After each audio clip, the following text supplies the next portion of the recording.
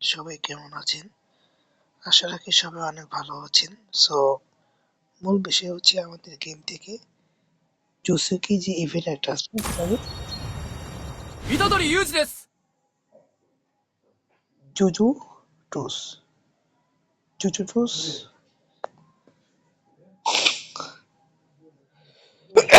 যে ইভেন্ট আছে এটা চলে যাবে একটু পরে, ঠিক আছে? নো সমস্যা তো নো নিয়ে নাও।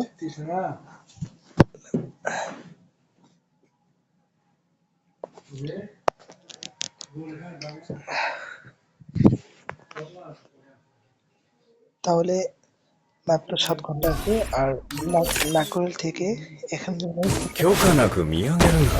ওকে সুতরাং 3 ঘন্টা আছে। 領域展開。福間水。